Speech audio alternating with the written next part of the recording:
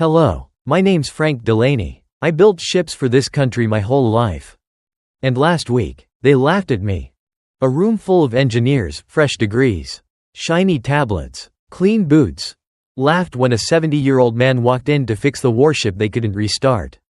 One even said if I got it working, he'd quit the Navy. They didn't know I was the one who designed her. They didn't ask, just smirked, just watched. But the thing about a ship like the Ford? She doesn't forget the hands that made her. Would you have stayed? Or walked away? Ellipsis. I was making coffee when the phone rang. Not a ringtone, not a text buzz, an actual ring. Landline. I hadn't heard that in weeks. Still, I knew it wasn't a mistake. Calls at 2:04 a.m. don't happen by accident. I picked up and heard the voice of Admiral Ray Sloan. He didn't call me, Mr. Delaney. He didn't even say hello. Just 3 words. Crisp and quiet. Frank, it's the Ford. That was enough. I didn't need an explanation. The USS Ford was one of the last ships I ever touched. Not just signed off on or advised, I built her bones. Sketched her heart on paper. Carved her guts from steel and silicon. So if she was calling for me now, through a man who once served under me, something was deeply wrong. Still, I said nothing. I let the Admiral speak. She shut down mid-route. 47 miles off Norfolk. Total propulsion failure. Redundant systems offline. She's breathing, but barely. We've thrown everything at her. No response. I exhaled, long and slow. And now, he added, voice dropping like he was confessing a sin. I've got engineers requesting to be reassigned. Sir, some are saying she's cursed. I don't believe in ghosts. Frank, but I believe in you. He paused. Then came the final pull. Would you come? I didn't answer him. Instead, I hung up the receiver gently, went to the kitchen window, and looked out toward the black Atlantic. It was quiet, not silent, but settled, like it knew I had just been called back into something I'd long laid to rest. Behind me, the coffee had stopped bubbling.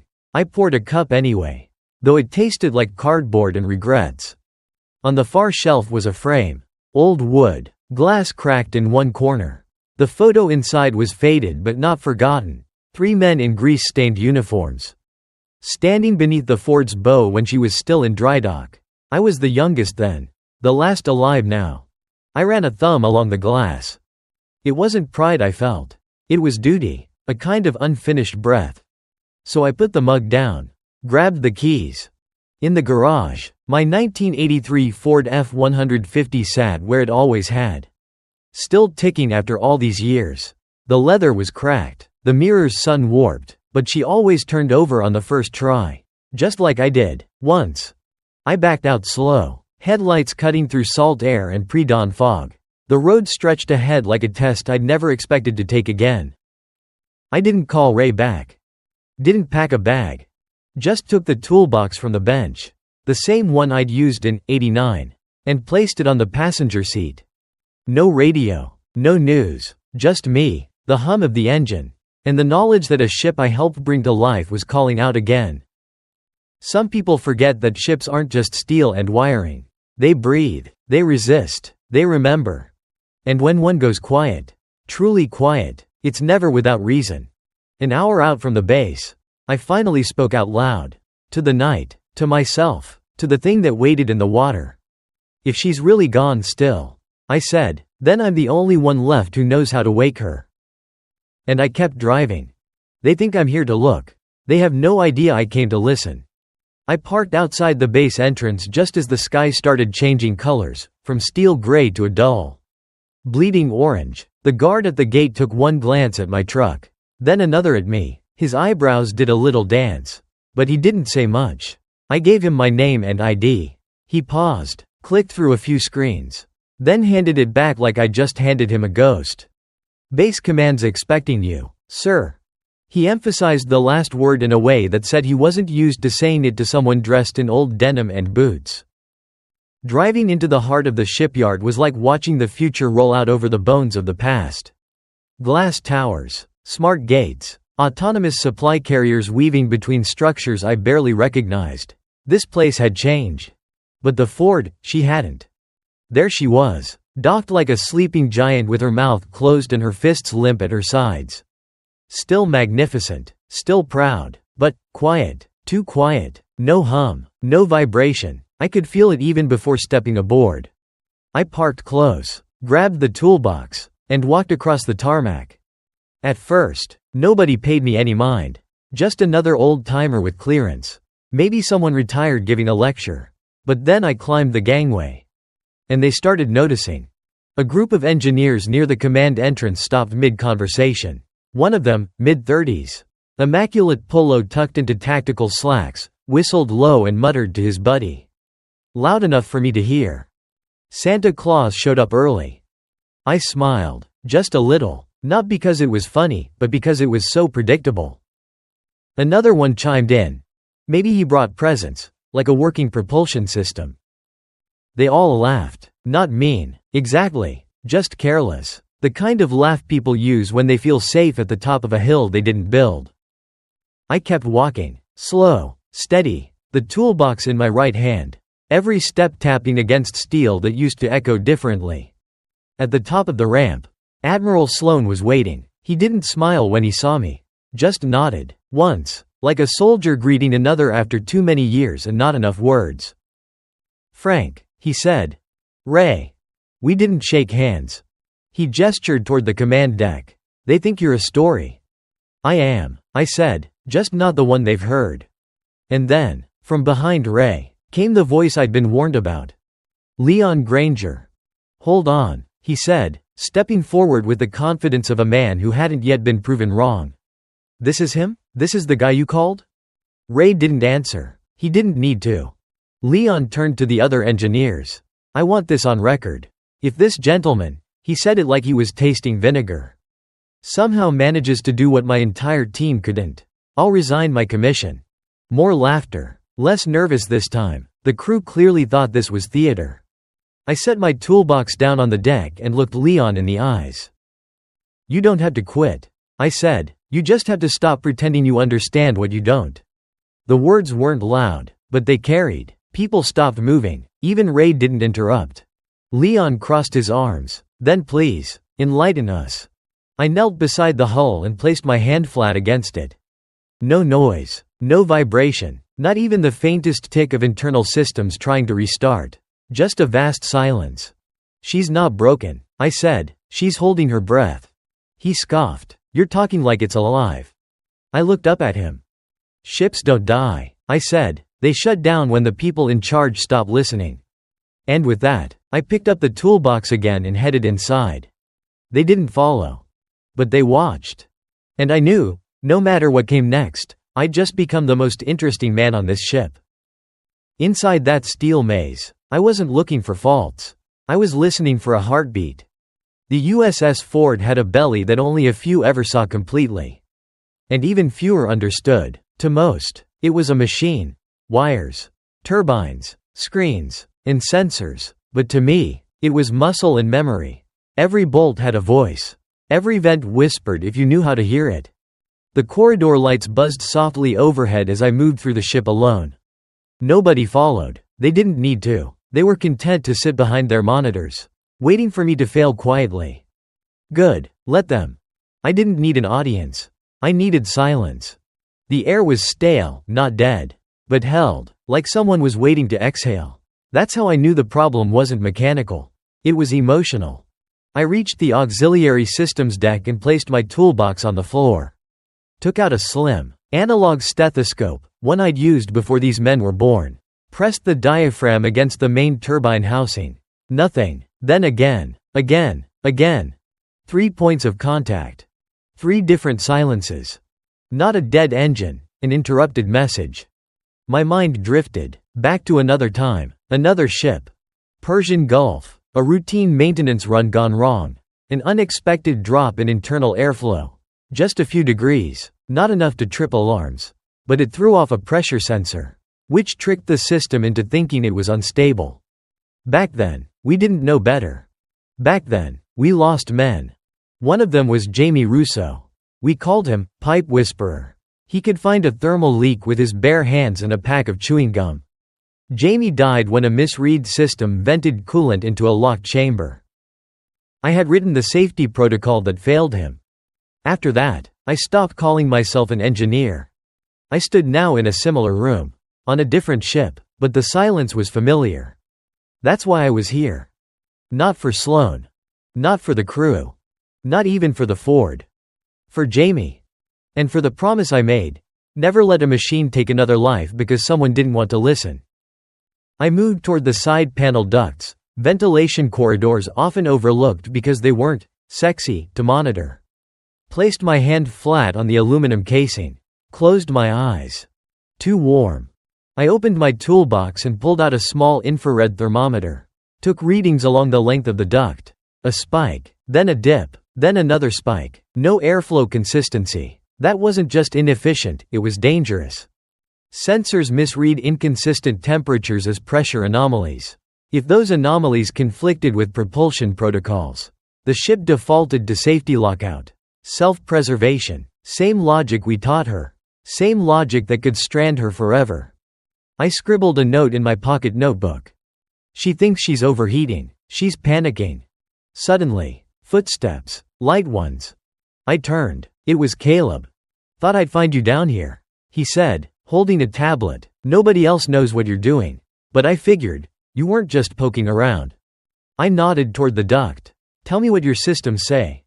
He scrolled, eyes narrowing. Pressure drop at junction 7B. We've run diagnostics 3 times. Software says it's a seal leak. Your software is wrong, I said. He looked up. Software reads symptoms. I'm looking for causes. He stepped closer. So, what's your read? I handed him the notebook. Too much heat. Not enough air. Ventilation filters were swapped recently. Right? He tapped his screen. 3 months ago. New contractor. Cheaper? He winced. Certified. But, yeah. I nodded. They're not failing. They're choking her. Caleb stared at the note. She thinks she's overheating. He repeated. That's why she locked herself down. Yes. She's scared. I looked at him. Finally, someone was starting to understand. You ever heard a ship breathe, son? He didn't answer right away. I don't know. Then listen. I tapped the duct lightly with my knuckles. Then pressed my ear against it. The hum was faint, chaotic, uneven, like a runner gasping for air after sprinting through a wildfire. She's not dead, I said. She's suffocating. And if they tried to stop me now, they'd be the ones standing between a ship and its next breath. I headed toward the ventilation access panel on deck level 4. Caleb followed close behind, saying nothing, just watching. That was good. He was learning the right way, eyes open. Mouth shut, hands ready. But as we rounded the corner into the systems hallway, Leon Granger was already waiting for us. 2 engineers flanked him like guards, clipboard types. Arms folded, eyes narrowed. Leon didn't smile. I'm putting an end to this, he said. You've been digging through critical systems without proper authorization. And it ends now. I didn't stop walking, just brushed past him. He grabbed my shoulder. Mistake. I turned. Not fast, not aggressive, just enough for him to see it in my eyes. You touch me again, I said, and I'll assume you're trying to keep this ship from breathing. Caleb stepped between us, voice sharp. Sir, with all due respect, if Mr. Delaney is wrong, we'll lose a few hours. But if he's right, and we don't let him finish, we're gambling the entire propulsion system. Leon looked at him like he'd just grown a second head. You're siding with him? I'm siding with the numbers, Caleb said, and right now, they're incomplete, because we haven't been looking in the right places. Leon clenched his jaw, but he didn't reply. He just stood there, arms crossed, like that posture alone could hold the ship together. I walked past again, this time unchallenged. We reached the access panel and dropped to one knee. The screws weren't stripped, but the fittings were misaligned, just enough to restrict airflow. The filters inside were pristine. Too pristine. No dust, no friction burn, no wear. That was the problem. They weren't filtering anything, they were blocking everything. I turned to Caleb. See this? I said, pointing to the gasket seal. Wrong material. Too rigid. Creates resistance at the flex points. Caleb took a picture, scanned it into the system. I can't believe we missed this. You didn't miss it, I said. You weren't looking. He swallowed hard. "How many other spots do you think are like this?" "At least 5. He nodded, then got up. "I'll pull the schematics and flag every duct point that was serviced during the retrofit. And I'll keep listening," I said. He paused, then looked at me differently than before. Not like I was a relic. More like a resource. I opened my toolbox and pulled out my stethoscope again. Moved room to room, kneeling when I had to, climbing when I didn't want to. Each duct told a slightly different story, but the theme was the same: the ship was throttled. Choked by the very upgrades meant to improve her. Somewhere down the corridor, I heard the unmistakable sound of someone cursing under their breath. I turned the corner. Lisa Brennan, one of Leon's senior techs, was standing in front of a panel. Heat scanner in one hand, tablet in the other. "Something wrong?" I asked. She didn't look up. "The heat signature doesn't match the expected output. It's running 10 degrees hot." "Where?" "Secondary coolant return line." I stepped up beside her, checked the display, then tapped the panel lightly. "You feel that?" She frowned. "Feel what?" "Nothing. That's the problem." She looked at me. "I'm not trying to prove Leon wrong," she said quietly. "I just want the ship working again." "Then forget him," I said, and listened to her. Together, we mapped out 3 more anomalies. By the end of the hour, we had a full picture. 5 key ventilation points, all choked. 3 of them by filter installation errors. 2 by improper seal tension. I scribbled the last reading into my notebook and looked up at Caleb, who'd returned with updated diagnostics. "This is the blueprint of a mistake," I said, "but not a fatal one." He stared at the numbers, then back at me. "What do we do now?" "We give her air," I said. "But Leon's not the one who built her lungs. If we could unlock her breath, maybe, just maybe, she'd speak back." Caleb moved fast once he understood what we were dealing with. The ship's retrofit records weren't on the main system. Smart, I suppose, to keep failures off the radar. But he dug deeper, into archived files and technician logs buried behind layers of bureaucratic nonsense. That's where we found the order: new air filters, swapped in by a third-party contractor 3 months ago. Labeled, performance enhanced, whatever that was supposed to mean. "Cheaper," I muttered. He nodded. "Certified, but yeah." I took the maintenance log from his hands and studied the timestamps. No post-installation airflow test. No heat redistribution check. Just, installed and cleared. That told me everything. The ship hadn't failed. We had. The Ford wasn't breaking down. She was resisting, like a body rejecting a transplant that didn't belong. I opened my notebook and traced a quick schematic of her original ventilation layout, by memory. Caleb peered over my shoulder. And I could feel the shift in him. The same kind of silence you get when someone realizes they've been reading the wrong manual their whole life. "I didn't even know she had this loop," he whispered. "Because they deleted it from the modern blueprint," I said. "Too old, too analog, too hard to simulate." He looked up. "But it works." I nodded. "It saved lives." He leaned back on his heels, letting that sink in. That's when the vent near the ceiling let out a low groan, barely audible. But real. It was the sound of metal flexing from inside pressure, not failing. Just waking up. I smiled. She's listening. Caleb didn't even ask what I meant. He just asked what we needed to do next. "Pull all 5 filters," I said. "Replace with open channel airflow. Reinforce the seals with fiber tape, not rubber. Run a gradual pressure reintroduction over the next hour." He stared. "That's not protocol." "No," I said. "It's personal." He nodded. That's when Lisa Brennan returned. No tablet this time, just gloves and tools. "I heard you might need help." I didn't ask how she knew. Didn't matter. The 3 of us moved fast. Didn't talk much, just worked. My hands were slower than they used to be. But my movements were cleaner. Precise. Measured. We adjusted the first vent, backed off the filter pressure. Eased the air through. Temperature drop, 4 degrees. Second vent. Similar adjustment. 5 degrees. By the third, we didn't need to measure. We could feel it in the walls. The ship was cooling, breathing. "You ever hear her this quiet?" Caleb asked. "No," Lisa said, "but it doesn't feel like silence. It feels like calm. I smiled but didn't respond. Not yet. The last 2 vents took more time. One had warped fittings. The other had been installed backwards. Imagine sealing a windpipe shut and wondering why the lungs collapsed. Once they were fixed, we started the reflow process. Air pressure ramped gradually. Fans turned in sequence. And somewhere, deep in the bowels of the USS Ford, a faint rumble began. It wasn't loud. It wasn't sharp. It was steady. Caleb looked up. You hear that? I placed my hand on the wall. She's talking. Ray Sloan arrived minutes later. Out of breath. I didn't ask how he knew.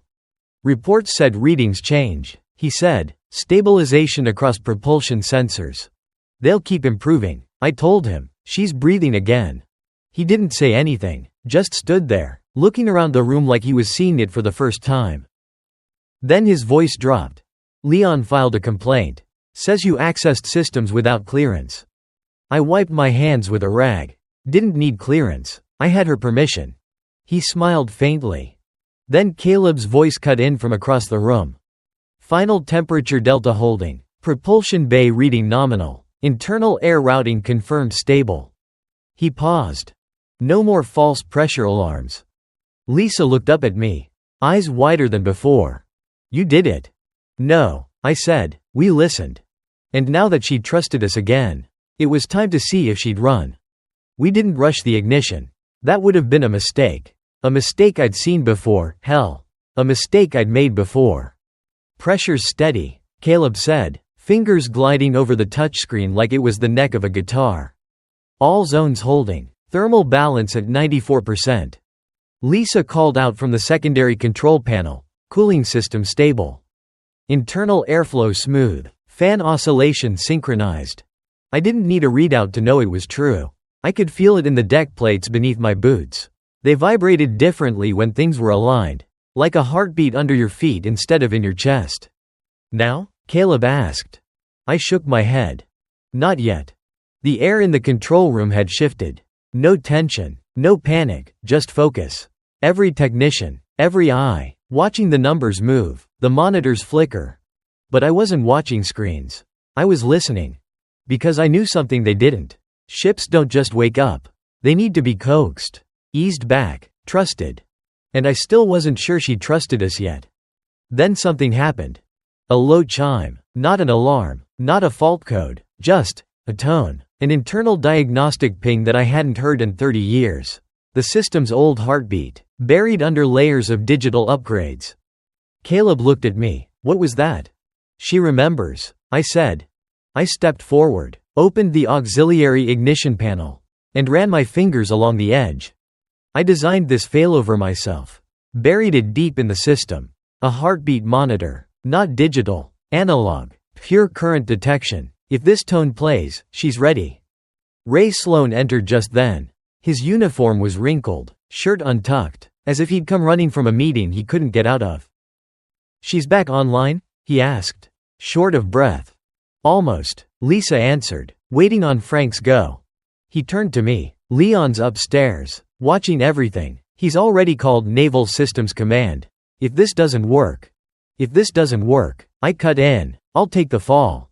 Ray frowned. I didn't mean. I did, I said. Then I looked at Caleb. Bring her to 20%. Let's see if she purrs. His hands didn't tremble. That alone told me everything I needed to know. He keyed in the sequence. Power surged through the system. A low hum turned into a whir. A vibration moved through the floor. Steady, responsive. The turbine spun. Not all the way, not yet, but enough. Lisa called out. RPM holding at 820. No anomalies, no warnings. Ray leaned forward. God almighty. But I wasn't done. Push her to 50. Caleb nodded. 50% thrust. Engaged.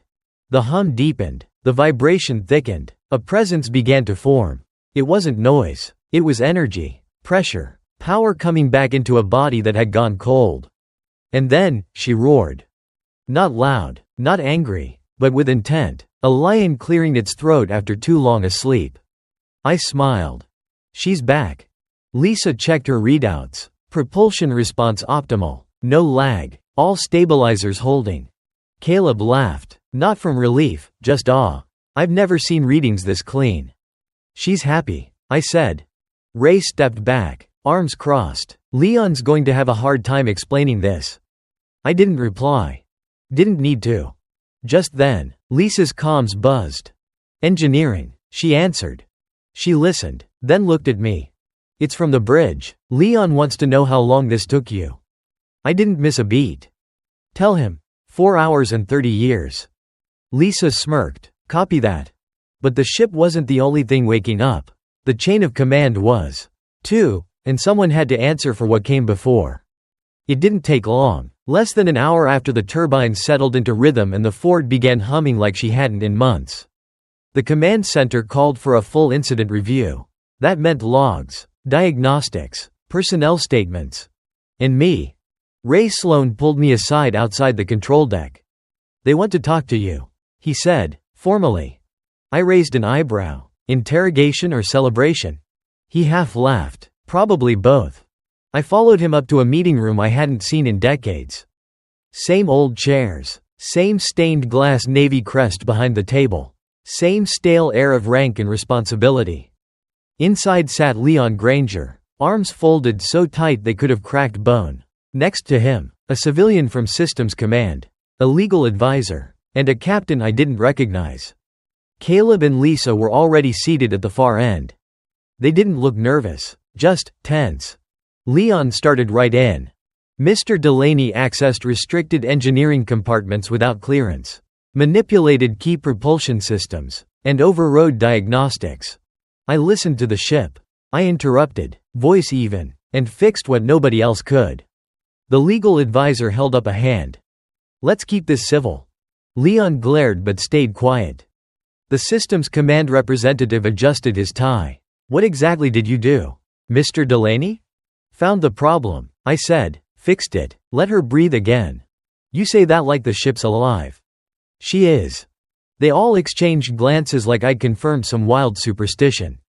But Caleb leaned in.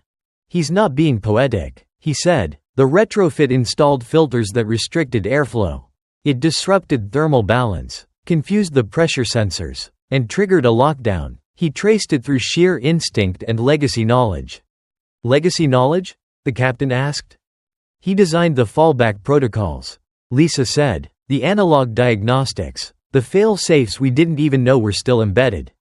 Leon scoffed. So you're saying we needed an old man to come in and fix what our team overlooked? Lisa cut in. Yes, that's what we're saying. Leon looked ready to explode. But the systems guy raised a hand again. What were your intentions coming here, Mr. Delaney? I looked him in the eye. Same as always. Keep her running. Keep her safe. And if she hadn't responded? I'd have walked away. Silence. Then, the captain said, "What do you think went wrong?" I folded my hands. Pride. The word hit the table like a gavel. Not in the ship. In the people running her. You ignored the signs because they didn't come in digital packages. You stopped listening to the heartbeat.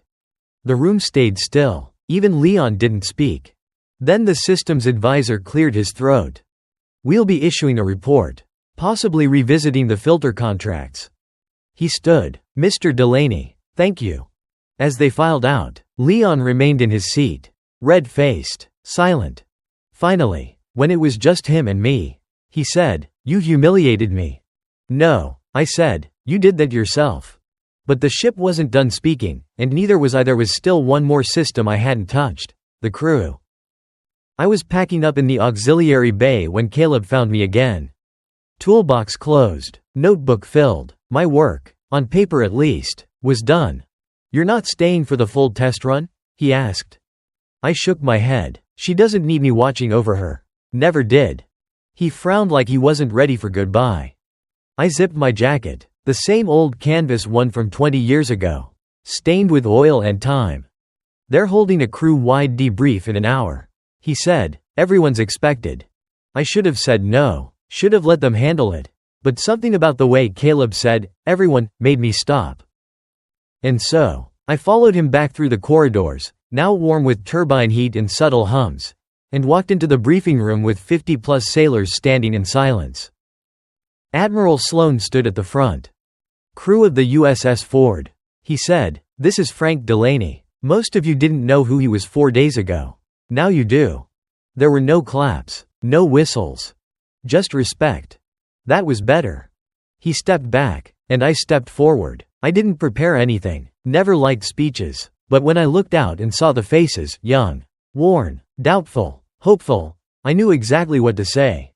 "I'm not here to lecture," I began. "I'm not even here to stay. But this ship, she knows when you stop listening." I let the pause linger. "You got the tech, you got the training. What you need, what she needs, is humility." A few heads tilted, curious. Humility to know when something's off even if the screen says it's fine. Humility to ask questions even when you're sure you have answers. And humility to trust the voice of someone, or something, you've forgotten how to hear. In the back, Lisa crossed her arms, not defensive, just watching, with something like pride behind her eyes. Caleb stood next to her, nodding slowly. "Ships," I continued, "aren't just bolts and thrust and steel. They're habits, they're memories, they reflect the people running them." Another pause, then I said it. "You choked her, not out of malice, just ignorance, but if you want her to take care of you, you need to take care of her." No applause followed, just stillness. And that was the right kind. After the debrief, Sloan walked me back to the dock, said nothing for most of the way. Right as I reached my truck, he finally asked, "Do you think we're getting worse?" I looked out at the ship. "No," I said, "I think we're getting faster. And forgetting that listening takes time." He nodded. "Will you come back?" I smiled faintly. "If she calls again." Then I got in, started the truck, and left the Ford in my rearview, turbines warm, hull steady, crew quieter than before. That silence? That meant they were finally listening. But just when I thought it was over, someone showed up at my door, with one final message from the ship. I was back home in Norfolk. 3 days had passed since I left the Ford. The house was quiet, just me, the creaking wood floors, and the slow drip of the coffee pot in the morning. I didn't miss the noise. I missed the hum. The ship had a rhythm. Once you heard it, you couldn't unhear it. I was sitting on the back porch, flipping through an old maintenance log from 1994, habit more than anything, when I heard tires crunch the gravel. A car door slammed. Boots on the steps. Then a knock. I opened the door and saw Caleb standing there, uniform still crisp, but eyes tired. "Can I come in?" he asked. Of course. I poured him a cup of coffee. We sat in silence for a moment, the kind that doesn't press. Then he slid a small envelope across the table. "What's this?" "It's from the Ford," he said. I opened it. Inside was a folded piece of engineering paper. On it, a single note. "No false alarms in 72 hours. She's still breathing. L." I stared at the handwriting for a long second. "Leon wrote this?" Caleb nodded. "He hasn't said much else. But he left that on my desk and told me to bring it to you." I folded it again, slowly, and slid it into the notebook I kept by the fridge. He finished his coffee, looked out through the window. "We're naming the new diagnostic suite after you," he said, unofficially, but people have started calling it the Delaney Protocol. I shook my head. "I don't need a nameplate, Caleb." "I know, that's why it's deserved." He stood to leave. At the door, he paused. "She taught me how to listen," he said, "but you reminded me why we listen in the first place." I just nodded. After he left, I sat back down, notebook in my lap. Outside, a breeze pushed through the trees. Not strong, but steady. And somewhere in the distance, deep, far off, I could have sworn I heard turbines rolling through the air like a low drumbeat. I smiled. The Ford was breathing. And so was I.